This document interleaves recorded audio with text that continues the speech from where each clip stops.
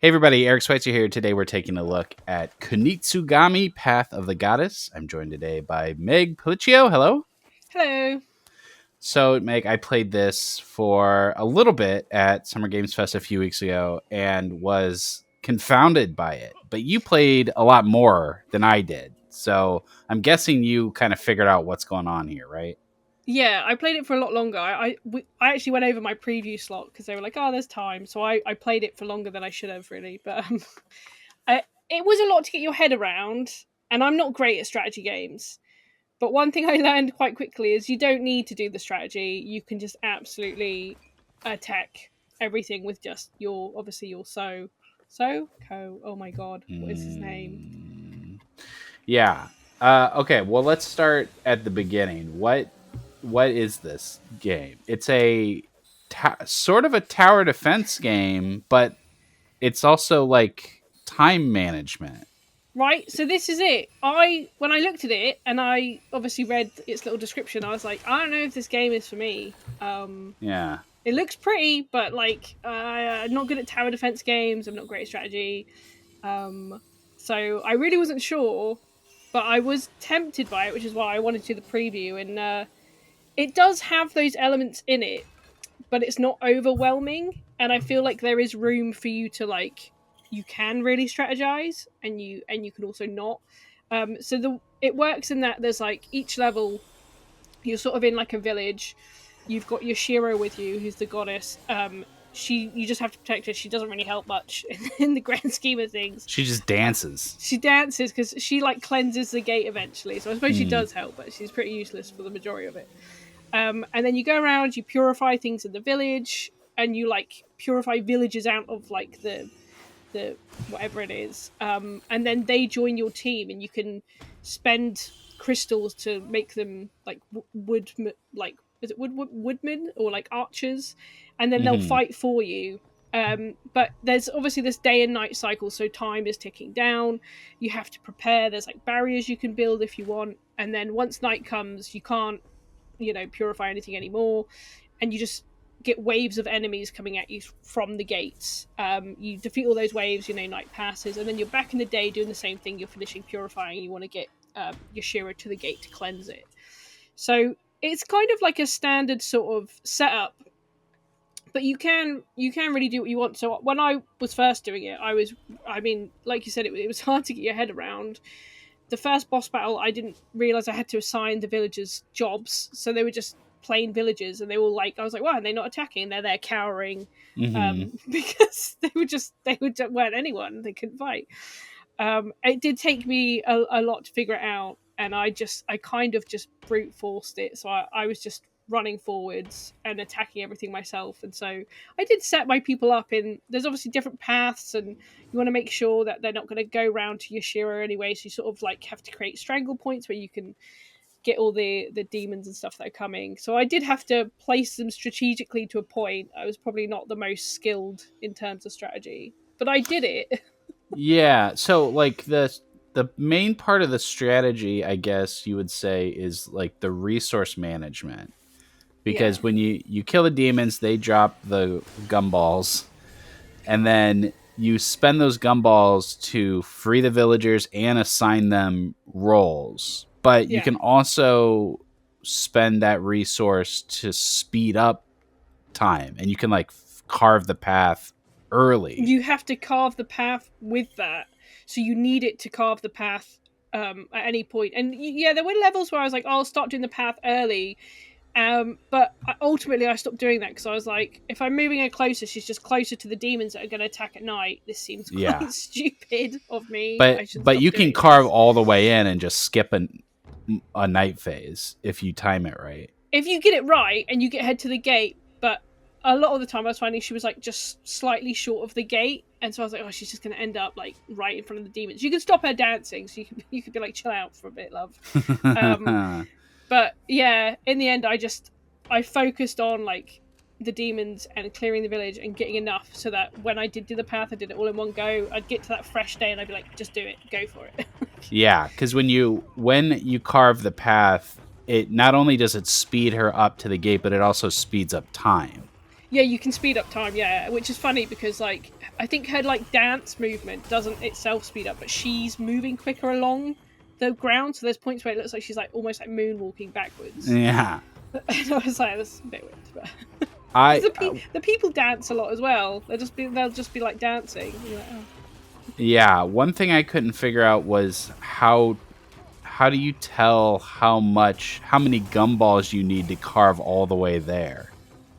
I don't think it tells you. So, like, there were most of the time I would start carving the path, see how far it would got, and sometimes, basically, if her silhouette is blue at the end of it, it means she will get there before the next night falls. And I had a very nice I Capcom see. guy explain this to me. Otherwise, I probably would have missed that clue. I see. If it's white, it means that's as far as she's gonna get before night falls. So if that happened, I'd tell her to stop dancing, and I'd just be like, "Well, there's no point Gotcha. moving you forward." Yeah, we're using labels like tower defense and and it's also like an isometric action game, I guess. But also it's kind of not really like anything. Yeah, like this. I think in a weird way they're going to struggle to market it because it's hard to describe. And I went into it kind of like, I don't know how I'm going to feel about this, but I left like really excited by it. I really did enjoy it, and even now I'm trying to explain to people why I liked it, and it's hard to describe it and why I liked it. Yeah. Yeah, there's so many different elements to it, and then they throw in this sort of like village element afterwards. When you complete the level, you're repairing the village, and you can speak to your Shiro, and you can do different upgrades and things like that. And there's just a bunch of animals to pet or shout at or whatever Yeah. else. That's weird too. Yeah. I think for me what I found most interesting is that I think I like strategy games, but strategy games tend to be very slow, right? And maybe even boring. But I like boring too. But this is like an action strategy game. Like you're always doing something, and you're Yeah, making choices in the moment, and you're trying because it is kind of a clock beater kind of thing too. Like the quicker that you can act and make those choices, the more like efficient and safer you're gonna be, right? So yeah, definitely, because you have like finite rations on you to like heal and things like that. So you don't want to, you don't want to prolong it too much. mhm. But yeah, I did like that about it. I think that's why I was sort of going solo with it for a while, is because I was too impatient to let the demons get to where my people were to really make the most of that strategy side of it. And I just want to kill everything, so I just ran Mhm. forward. I found out the hard way actually. If you stand at the gate where they spawn, you basically get like poisoned to deter you from doing that. I So I see. just stood a little bit back from the gate and killed them all. Yeah. And that night phase can be pretty intense. Like you don't know what's going to come through that gate or how many or for how long, and you just kind of Yeah, have to like weather this storm. and as you progress there's like different enemies. So there was like one level I did where this like big dude would come out and he'd like buff all the demons, and so I learned like to save my special attack so that when one of those came through I'd kill it immediately. So Mm. just get rid of that. But as like the games got more interesting the more I progressed, so the final level I played myself, I was like, I'm just gonna do my usual thing, I'm gonna kill everything myself. um, and that plan didn't work because I got turned into a spirit that couldn't fight. So you can command the villagers still, but you yourself can't attack anything. If And you so die, right? I Yeah. had to do the strategy side of it, and I was like, oh no, I'd pumped like everything into So, and I had like all my like equipments were for making him stronger because my villagers didn't really attack much. So I had to like be like, oh god, make the villagers good. And that one Oh, was also okay. challenging because so like Yashira's getting attacked by some weird like face hugger demon thing on her head, and you need to spend the same crystals that you spend on villagers to free her, and you need like Mm. a certain amount to free her. And so you're kind of like weighing up like, you know, you spend it on villagers and giving them rolls and things like that, and it will make them defeat demons, but then you're dragging it out longer because you're not filling that gauge to free Yashiro, and it's kind of like, you have to balance it. Yeah. Yeah. Yeah, weird game. Another really weird thing about it is the art style, because as from what I was told, every object in the game was scanned and then rotoscoped. Like it's Oh, all really? real. That's Yeah, they cool. didn't tell you that, huh? No, they didn't. Okay. That's the way I understood it is like every single thing in the game is a real object that they scanned in and then rotoscoped. That's why they also like the animations look so fluid and lifelike They because that's do. all performed and then rotoscoped. And to be fair, like everything in it does look incredible. So like when you go to like Yoshiro's tent and she's got like the little mochi cake from the tea ceremony, like that looks really good. You know, you look at it, and you're like, yeah, that looks kind Mm. of like real. Um, like all the level of detail in that was actually like quite incredible, really. Like you know, for a game we hadn't heard about like a few months back, it wasn't Yeah. on like my radar. I was like, I was quite impressed, really. But Did I loved all that. They did speak to me about like how a lot of it is has taken inspiration from like obviously Japanese culture. So like the little clock in the bottom, they were telling me how that's based on like an old water clock that they used in like Japan, where you know they look at the sky in the water to see what time of day it was and things like that. I thought that mm, was cool. yeah. Did you get any kind of sense about the story? A little bit, because when I went into it, I was like, okay, I am a samurai, I am protecting the goddess.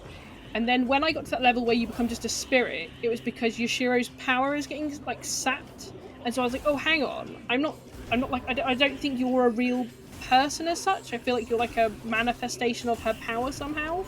Mm-hmm. And one thing they were talking about is that So is never like referred to as he or she; it's they, and Mm. that also made me think that they're not a proper person. Perhaps they're, you know, maybe just this manifestation of something to do with the goddess. Mm. But yeah, other than that, it was just yeah, you're on a mountain. Demons have like infected the place, and you're trying to purify it. Mm-hmm. Yeah, weird game. Cool that a big studio like Capcom is doing something so unique. Yeah, yeah, Um, yeah, but I'm totally with you. It's a hard one to market, and even the title, like they're yeah, yeah. they're really not doing themselves a lot of favors with this one. I mean, it seems cool. Like I'm excited to tell people about it, but it's also like you got to sit them down and explain a bunch of stuff. Like it really just there's no Yeah, elevator pitch for this game. there really is, and you really have to explain it all. And like I've failed to even say that after that, the cycle of like you do this day and night cycle in the village. After that, you get the boss battle, and then it unlocks the boss battle. Mm, And that's kind of the normal thing you do. The village, you clear the village, then the boss battle. You go to the next village, and the boss battles get like progressively like more challenging. There was like this giant centipede one that was just really annoying. Um, I don't think I used so many like rations in one go, and I think he maybe killed a villager or two of mine. mm. Yeah. Did you get a sense of how long the game is? No, like I think I did like 4 villages total, and I feel like they were kind of clumped together on the mountain, and then, you know, there was space for a lot more. Mm-hmm. I feel like it could be a decent length, Okay. but at the same Uh, time, they'll have to keep kind of introducing interesting aspects like that level where you can't fight yourself, so that it doesn't get like too repetitive. so this is coming to PS4, PS5, and all the Xboxes and PC. Mm. Are you gonna play console or PC? Console, just because I like to get my achievements. Hmm. I think it's a fine controller game too. I Yeah, actually think I it played it on probably Xbox, so yeah I was used to it. It's like, yeah, this works. yeah. Okay. Anything else you want to mention about Kunitsu-Gami? I would say for anyone watching and they're like not sure of it, to try it, because I think, like me, you'll be pleasantly surprised by the sort of bandwidth it has. Like whether you're not really into strategy or whether you are really into strategy. I think it could be either of those things. Like you could be like me and not really strategize, or you could choose to do it properly and then let the demons get to your people so they fight for you. You know, I think this one's going to be a bit of a dark horse this year. I think it will be more popular than people realize. Yeah, I hope so. I mean, it's always nice to see something kind of different pop Mm, off. You know. yeah. Are they doing a demo for this? I feel like they really need to, right? Oh yeah, I feel like they need to. I don't know if they are, but they need to. Again, because it's so hard to sort of explain and market. I feel like people need that hands-on to understand it. And by understand it, I don't even mean properly understand it, because as we both found out, even playing it, it's a lot to get your head around. And they introduce a lot of mechanics like straight away. I was lucky and I had Capcom people there explaining it to me like more easily, naturally in person. And there are tutorial pop-ups, but having someone explain it to you properly in person is always better. The Steam page description says the genre is Kagura action strategy. Yeah. Do you know what that means? I mean, I know action strategy. What's a Kagura game? I know that's like a publisher, Wait, but isn't that the type of dance that she does in the game? Which just makes it weird that's what they're using as like a third of the sort of genre is like it's dancey. How strange. Yeah, they are even making up a name for a genre. I mean, they kind of have to, because you can't describe it. A very Kojima move. Yeah. Okay. Cool. Yeah. Cool game. Weird game, but weird games are cool. Yeah. That's it for this preview. The full written preview is linked down in the description. Thanks so much for watching. Don't forget to like, subscribe, hit that bell, and visit us at thegamer.com. That's the gamer, no spaces.